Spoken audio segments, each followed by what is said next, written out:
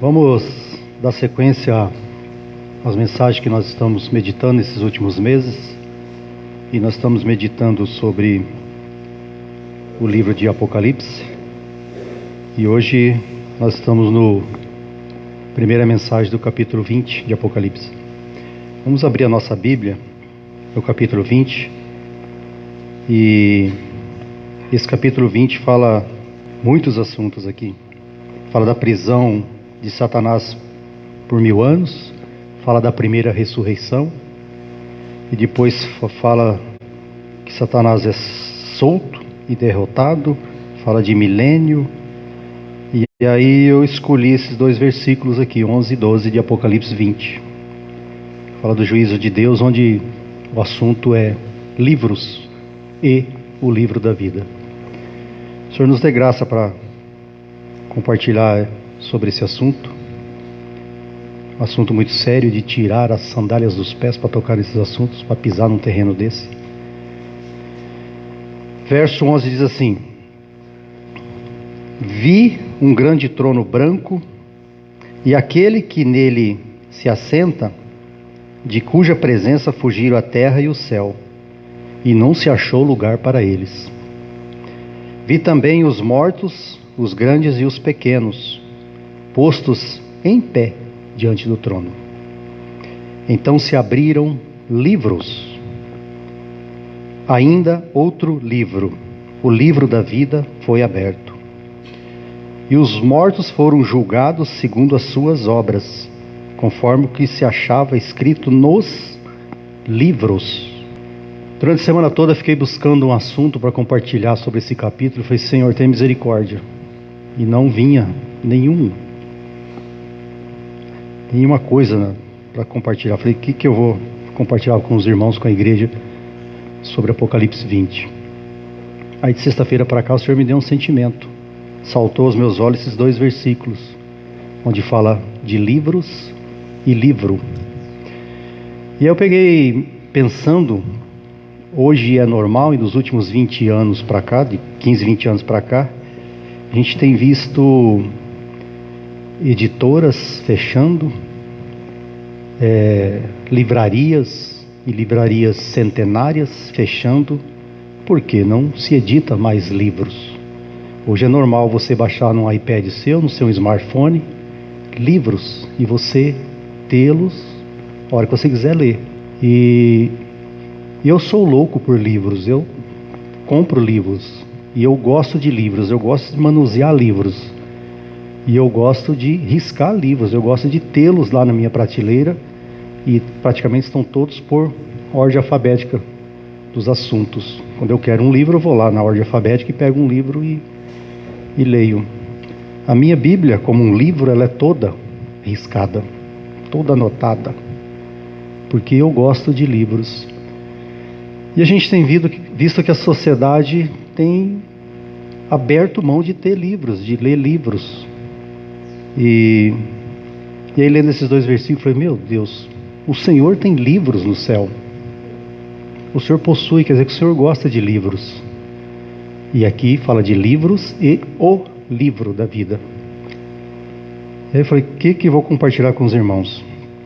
Aí, pesquisando, a gente chega à conclusão de que este livro que está em nossas mãos hoje, a Bíblia, foi um livro que foi tentado de diversas maneiras, por diversos séculos, ser tirado do nosso meio. O inimigo ocultou esse livro sagrado das mãos dos santos por muitos anos. Mas até a reforma ali, apareceu 2 homens de Deus, Lutero e João Calvino. Esse livro que está nas nossas mãos, ele esteve encoberto. Nós sabemos disso, que ele só tinha nas mãos de alguns. Não era para o povo comum ter esses livros, esse livro, a Bíblia. Ele foi oculto, que nós conhecemos o período das trevas, de 1000 anos ali da igreja, que teve oculto esse livro. Pecado de natureza humana. Vai para o livro da natureza humana. Livro da consciência. Romanos capítulo 2, verso 13 a 16. Livro da consciência humana.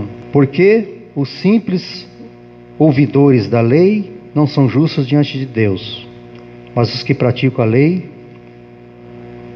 hão de ser justificados. Quando, pois, os gentios que não têm lei, nem cedem por natureza, de conformidade com a lei, não têm lei, serve eles a lei para si mesmo. Consciência. Os homens se decepcionará na sua consciência, porque praticar a própria lei não os leva à salvação. Tem os olhos cegados, tem uma vida de hipocrisia, e são chamados ao arrependimento, mas nunca se arrependerão. E aí o Senhor usa aquela expressão: nunca os conheci. Jesus não aceita obras da lei, Jesus não aceita obras feitas por mãos humanas. Nunca os reconheci. Livro do pecado, Romanos capítulo 3, verso 19 ao 22. Livro do pecado. Ora, sabemos tudo o que a lei diz aos que vivem na lei, e o diz para que se cale toda a boca e todo mundo seja culpável perante Deus. Visto que ninguém será justificado diante dele por obras da lei, em razão de que pela lei vem o pleno conhecimento do pecado. Livro do pecado. Ter ciência que somente em Cristo são purificados e justificados. Tem a lei, mas nós temos que ter a consciência, e se nós não tivermos essa consciência, que somente em Cristo nós somos livres, somos lavados, somos perdoados de nossos pecados. Não é a lei que vai nos salvar, mas é a obra de Cristo na cruz. Nós precisamos ter essa consciência. Livro da lei do Senhor. Está lá em Deuteronômio, capítulo 31, que diz assim: tomai este livro da lei e ponde ao lado da arca da aliança do Senhor, para que ali esteja por testemunha contra ti. As tábuas da lei, onde constavam os 10 mandamentos, não é o único. O Senhor tinha um livro lá, livro da lei do Senhor, que estavam ali ao lado da arca, para que ali esteja testemunha contra ti. As tábuas da lei não era o único livro a ser seguido. Deus julgará o povo de Israel com o livro da lei do Senhor. Será resgatado e usado este livro para julgar Israel. Livro da lei do Senhor. Livro da justiça. Apocalipse capítulo 22, verso 11 ao 22. Capítulo Apocalipse 22, verso 11. Está falando o livro da lei da justiça.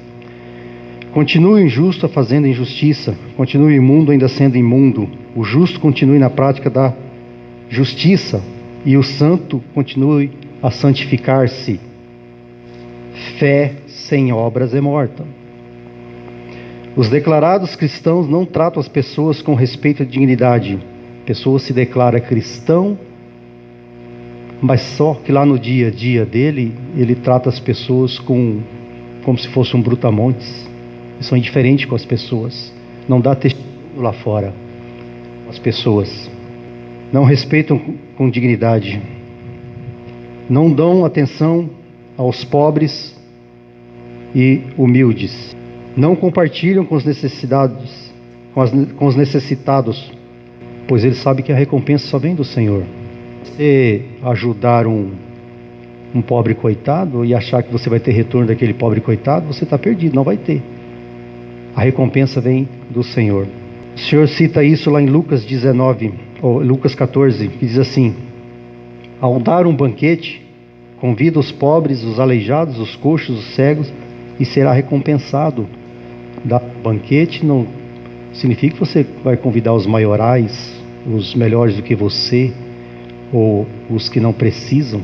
O Senhor está falando para convidar aqueles que precisam, aqueles que necessitam, que são esse tipo de pessoas aqui, ó, aleijados, coxos, cegos, porque a recompensa vem do vem do Senhor. O que nós lemos aqui no capítulo 22? O justo continue praticando justiça, e o injusto, ele continue na prática da injustiça dele, que ele vai ser cobrado. O justo vai ser recompensado, mas o injusto será cobrado. E falando disso, eu lembrei de uma história de um personagem na Bíblia, que o Senhor, quando lembra, ele lembra desses que fez o bem para os discriminados, para os injustificados. Eu lembrei de uma história que está lá no livro de 1ª e 2ª Samuel, história de um personagem chamado Mefibosete. Mefibosete, ele veio da casa de Saul, ele era filho de Saul, ele era filho de Jonatas, e Jonatas era filho de Saul. Isso? Mefibosete automaticamente era neto de Saul. E Jonatas e Mefibosete estavam dentro da casa de Davi. E nossa memória aqui, Davi como um tipo de Cristo. E lá em 1 Samuel capítulo 24, Jonatas faz Davi lembrar, e arrancou de Davi e tirou de Davi essa promessa aqui, ó: não eliminará a minha descendência. Jonatas conseguiu tirar essa promessa de Davi. Davi, um tipo de Cristo. E eu fiquei pensando, será que Davi escreveu isso num livro seu? Ó, eu tenho uma promessa a ser cumprida com Jonatas: não eliminará a minha descendência. Porque era normal, quando um rei assumia um trono, ele eliminava, matava todos os que pertenciam ao reinado anterior. Seus servos, seus soldados, seus auxiliares, ele matava tudo, temendo uma possível rebelião. E aí, Mefibosete, aquele personagem que, quando menino, foi tirado pela sua ama do berço, e ele caiu no chão e quebrou ambos os pés ali, ficou aleijado. O que o Senhor fala aqui? Convida os pobres, os aleijados, os coxos e os cegos, pensado pelo Senhor.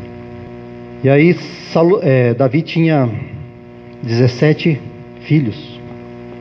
E os filhos de Davi, nós sabemos que Salomão era um dos filhos de Davi.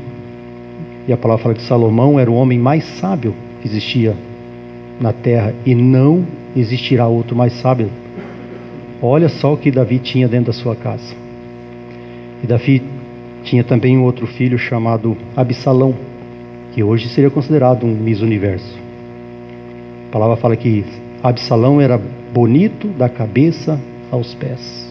E Davi tinha na sua casa seus 37 valentes de Davi. Homens que davam a vida por causa de Davi, homens que faziam tudo para alegrar o coração do rei. E tinha um desses valentes que a história fala que ele era especialista em batalha, em guerra. E um dia ele lutou o dia todo sozinho e matou 800 pessoas com a sua espada. Quando chegou no final do dia, homens tiveram que juntar ele e tentar tirar a espada da sua mão. Tão guerreiro que ele era, tão valente que ele era. Tinha 3 valentes de Davi que um dia ouviu Davi dizendo que tinha sede, e lá nos poços de Belém tinha a água mais pura, mais límpida de toda a região. Só que aqueles poços ali eram guardados pelos exércitos dos filisteus. Somente 3 valentes de Davi foram lá e desbaratinou aquele exército e trouxeram água para Davi tomar. Quando aqueles 3 valentes chegou com a água, Davi pegou aquela água, lançou pelo chão e falou: não preciso dessa água. O que eu mais preciso e eu honro diante de Deus é a valentia e serventia dos meus valentes. Esse era o rei Davi. E aí voltamos a Mefibosete. Mefibosete saiu da casa de Davi, ou foi expulso da casa de Davi, e ele foi morar num vilarejo pobre, humilde, simples. E um dia Davi, eu acho que olhando nos seus livros ou na sua consciência, lembrou-se que tinha feito ao pai de Mefibosete, Jonatas, que ele não eliminaria a sua descendência. E aí Davi pede para Benaia ir lá buscar Mefibosete. E quando esse valente chega lá nesse vilarejo, bateu na porta, aqui mora.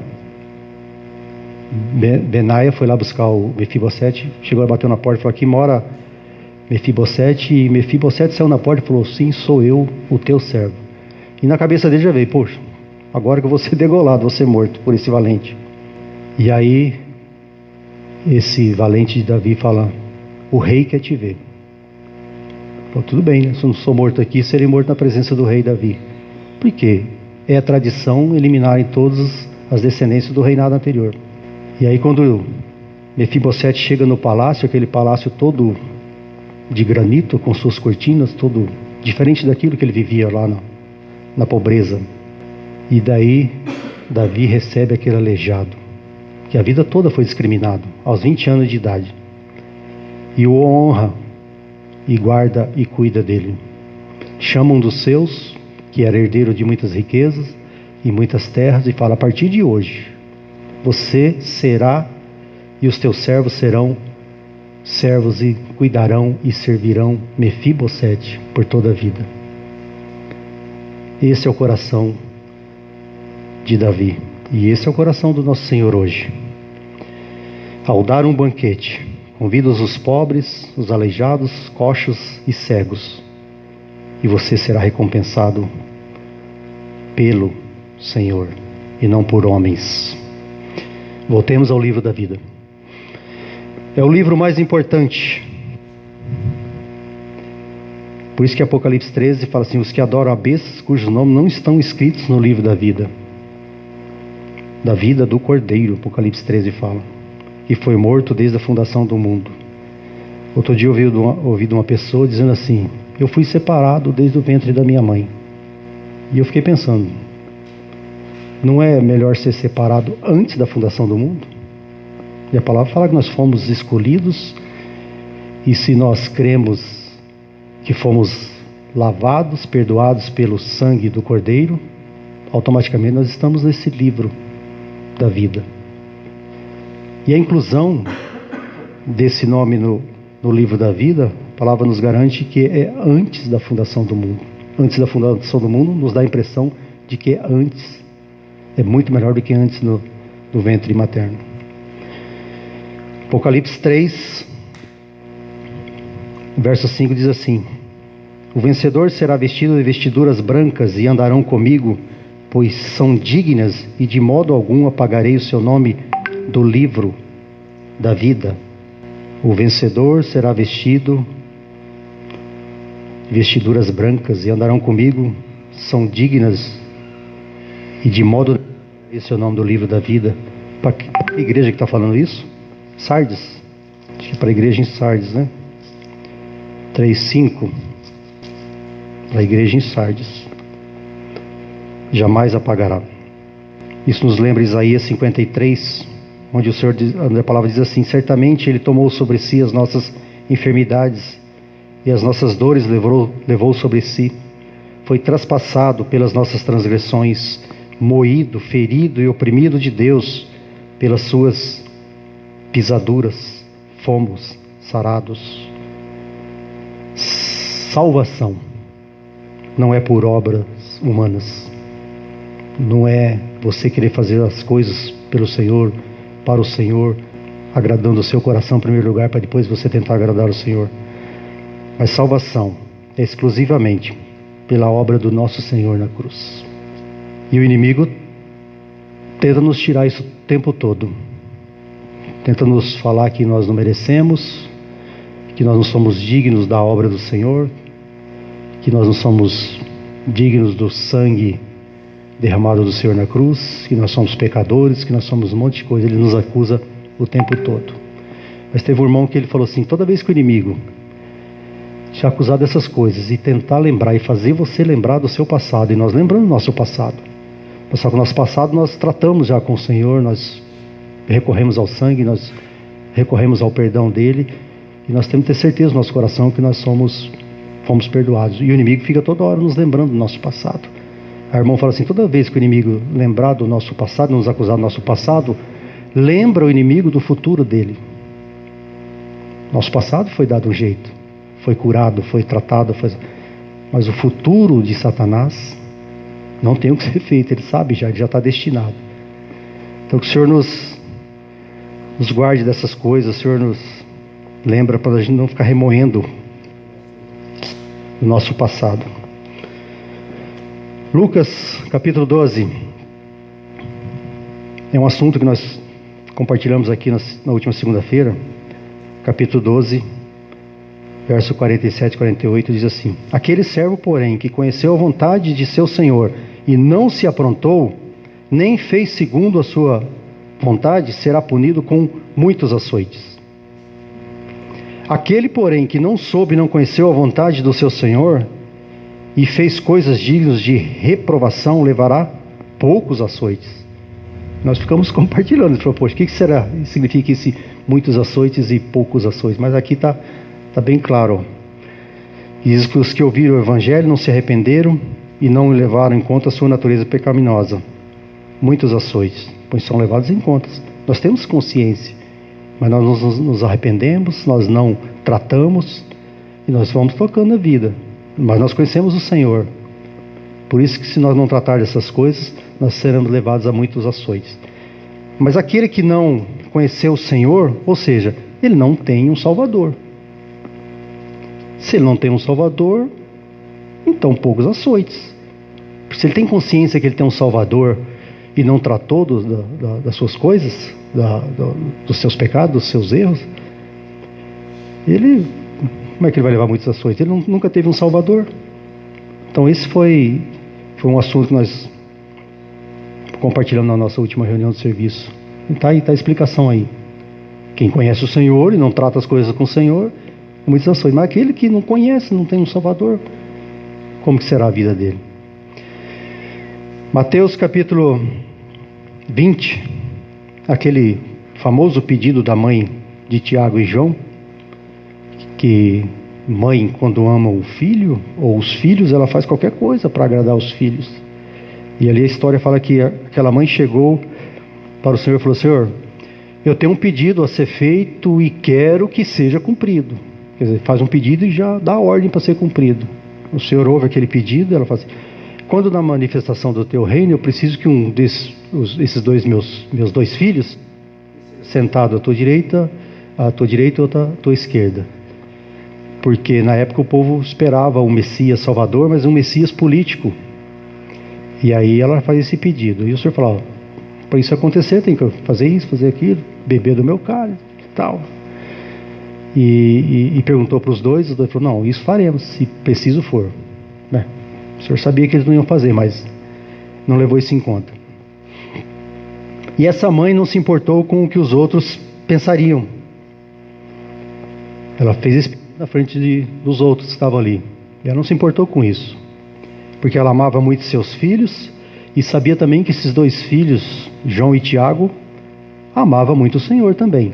A mãe, conhecia o coração dos seus filhos.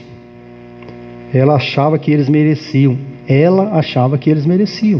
Sentar à direita e à esquerda do Salvador, quando na manifestação do reino. Queriam ser homens de confiança do Senhor. Eles queriam ter autoridade sobre os demais, exceto ao próprio Senhor, que estava sentado no trono, mas ia ter autoridade sobre os demais, todos que estavam ali e todos que aparecessem. Eu fiquei pensando, será que ali poderia ter iniciado o primeiro racha na igreja? Olha a confusão. E por outro lado eu fiquei pensando, será que às vezes o cisma, um racha na igreja é tão ruim assim? Às vezes, será que não é necessário? Olha só a polêmica aqui. Senhor Jesus, hoje em dia a gente vê que muitos líderes veem seu ministério superiores demais. Tem líderes aí que ele tomou uma posição dogmática e nem o Senhor tem convencido eles ao contrário, né? Tem colocado sua mala nas costas e ido embora. Então acontece o cisma dentro da igreja, né? Mas graças a Deus que o Senhor nesse caso ele já corrigiu de imediato ali e com a sua sabedoria divina tratou desse assunto e já morreu o assunto ali.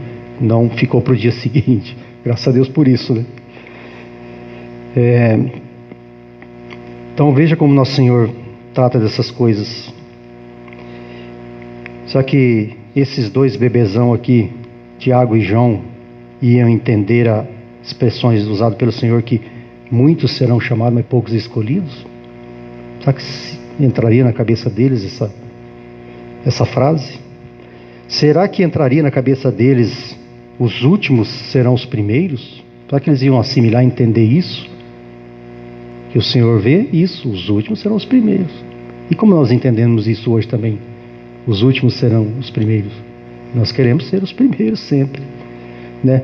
Tem um amado irmão que reúne com nós aqui, que ele chega e eu falo para ele, tem as cadeiras da primeira fileira, tá vazia. Ele fala, não, eu tenho certeza que vai chegar um maioral lá e tá reservado para ele. Então, lógico que esse irmão leva na brincadeira, né? Mas eu não sei se ele está já lá para a última fileira, achando que vai ser o primeiro, né? Ou tem medo de sentar na primeira fileira e ser jogado para o último. Então, o Senhor nos faça entender esses assuntos, né? Ele ocultou essas coisas dos sábios entendidos e as revelou aos pequeninos. Quantos homens letrados nesse mundo, e o Senhor revela as coisas dele para os pequeninos, aqueles que têm um coração humilde, simples, modesto, e o Senhor revela grandes coisas para homens desse. Então é assim que o Senhor trata. Os que nada são, o Senhor os coloca como sendo, e quando incluir no livro da vida, possivelmente muitos vão cair o queixo. Os impossíveis para Deus, para os homens, são possíveis para Deus. Aquilo que a gente olha no mundo e fala, puxa, isso aí não tem jeito, isso aí está perdido. Mas para Deus, Ele vê assim. Semana passada eu vi uma frase do irmão que tem 106 anos, que ele fala assim mesmo: o Senhor guarde nosso coração para essas coisas. Nós podemos nos escandalizar, porque um dia o Senhor vai colocar pessoas que nós achamos que nunca nós acharíamos que essa pessoa estaria lá reinando sobre as nações. É como o Senhor trata. O Senhor vê coração, não vê obra. O Senhor não vê a nossa intenção de fazer, mas Ele vê o coração, se o coração realmente fez aquilo de uma maneira simples, modesta, humilde. Voltemos ao livro da vida. O livro da vida é onde consta o registro celestial dos redimidos através do sangue de Jesus Cristo. Há livros de pecado, há livros de justiça, há livros de toda de redenção, mas o livro da vida é esse livro. É onde consta o registro celestial dos redimidos através do sangue de Jesus Cristo. O livro da vida contém o nome daqueles que herdarão a vida eterna. Nas epístolas de Paulo aos Filipenses, capítulo 4, diz assim: Paulo fala dos seus cooperadores, dos seus auxiliares, aqueles que ajudavam Paulo no evangelho ali. Paulo diz assim, cujos nomes se encontram no livro da vida. Ele está falando de uma série de pessoas ali ele lembra de um nome, somente um nome, mas tem um monte de pessoas. O nome de Clemente, ele já sabia, e ele previa pelo esforço desses irmãos no evangelho. Ele fala, cujos nomes se encontram já no livro da vida. E Paulo é um daqueles que tinha certeza que ele já tinha uma coroa reservada para ele. E quem tem coroa, porque vai reinar um dia com o Senhor. Lucas capítulo 10, próprio Senhor Jesus diz assim: alegrai-vos, porque o vosso nome está arrolado nos céus, livro da vida. E quando isso vai acontecer? Os nomes foram escritos na eternidade, desde a fundação do mundo. Não é pelo que Deus vê em nós, mas exclusivamente pelo seu beneplácito. Se Deus olhar para cada um de nós, nossas características, o nosso destemperamento, a nossa personalidade, nenhum de nós somos merecedores de ter o nome no livro da vida. Merecedores nós achamos por nós mesmos, mas é exclusiva da bondade de Deus. É Deus que quis assim, é Deus que escolheu assim. E a quem pertence esse livro? Pertence ao Cordeiro de Deus que foi morto. No livro está o nome de cada um que foram comprados por ele. Ele pagou um alto preço. Então, ele tem o direito de possuir esse livro. E quando João vê a sua visão de Apocalipse, ele fala assim: não vi ninguém digno no céu, debaixo da terra, em lugar nenhum, para abrir esse. Mas desde que de repente aparece o Cordeiro de Deus. Abrir o livro e os selos. 1 Pedro, capítulo 9, diz assim: vós sois raça eleita, sacerdócio real, nação santa, povo de propriedade exclusiva de Deus. Você não pertence ao ministério, você não pertence a isso ou aquilo, mas você pertence e você é exclusiva propriedade de Deus. Povo separado.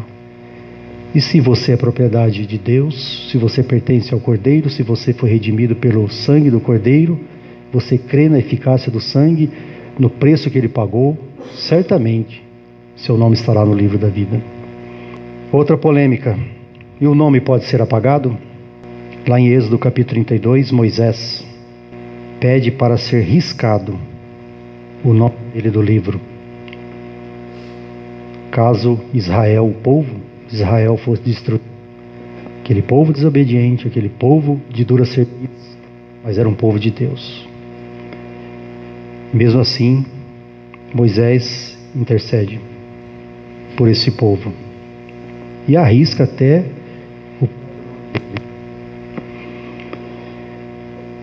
mas graças a Deus que o próprio Deus respondeu a Moisés naquele exato momento, que apenas riscará o nome daquele que pecar contra ele.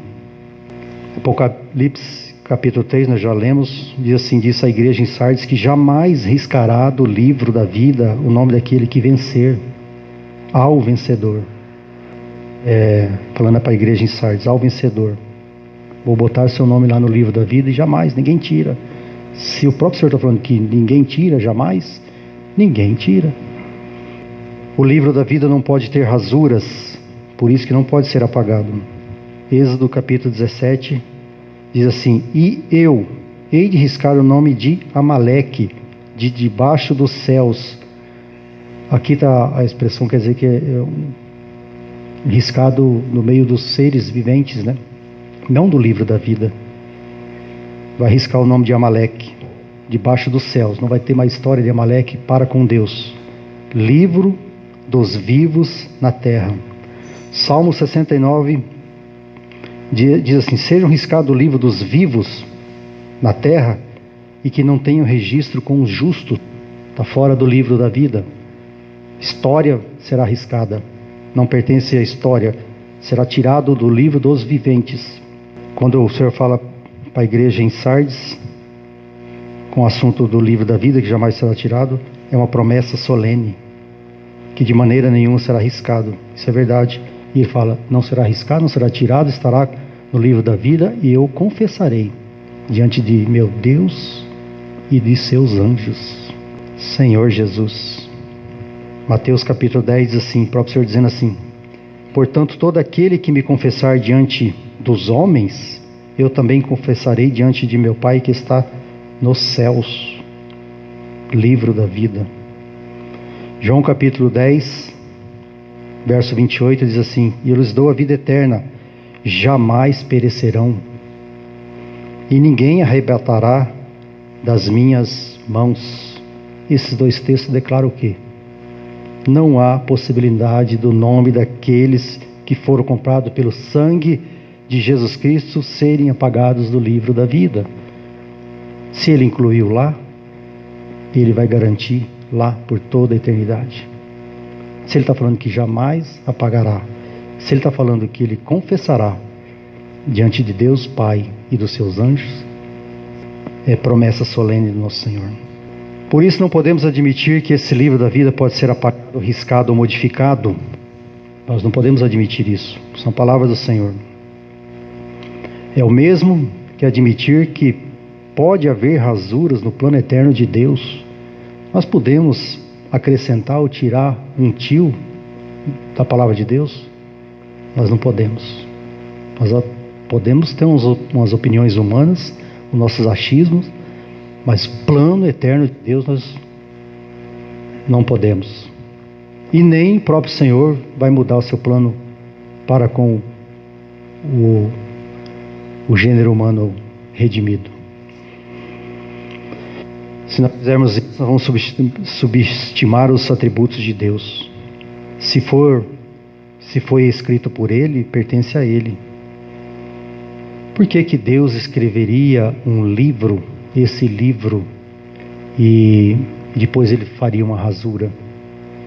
Por que que Deus incluiria um nome neste livro e depois Ele tiraria ou riscaria? Deus não faria isso e não fará isso. Um cristão pode ser tirado, riscado do registro civil nessa terra, por amor a Cristo. Nós sabemos aí da história da perseguição. Cristãos são expulsos de nações, são colocados para fora, não pertencem àquela nação civil. Ele não faz parte, jogado fora. Mas o Senhor o tem no livro da vida. Nós o temos porque o Senhor prometeu que jamais poderá ser apagado. A cidadania terrena até pode nos ser tirado numa perseguição, por exemplo. Mas uma cidadania celestial, incluído no livro da vida, é mérito de Jesus Cristo. É mérito do seu sangue. É mérito da eficácia da sua morte na cruz. O nome de um redimido até pode ser esquecido pelo mundo, mas jamais será esquecido por Deus. Quantos homens de Deus fizeram muitas coisas pelo Senhor e hoje nós não lembramos desses nomes de Deus. Está lá na história, esquecido. Muitos deles esquecidos, mas jamais esquecido por Deus, porque está no livro. Lembra da história de Mefibosete? Tinha na memória, tinha no livro de Davi uma promessa. Não foi esquecido. 20 anos depois, Davi lembrou-se da promessa que fez a Mefibosete. Os nomes escritos no livro da vida nunca perderão a validade, pois o sangue de Cristo jamais perderá a sua eficácia. Senhor Jesus, o Senhor nos faça lembrar dessas coisas, para que possamos ter boca e um coração de arrependimento o tempo todo e crer na obra da cruz e crer na eficácia do sangue de Jesus, não porque nós somos merecedores por nós mesmos, mas porque Ele venceu, porque Ele nos incluiu nesse livro. Senhor, nós te damos graças e louvamos o teu nome, porque um dia o Senhor nos lembrou de cada um de nós. E queremos crer nessa tua palavra, na tua promessa, de que uma vez o Senhor nos recebeu, nos incluiu e nos levou para ti, Senhor.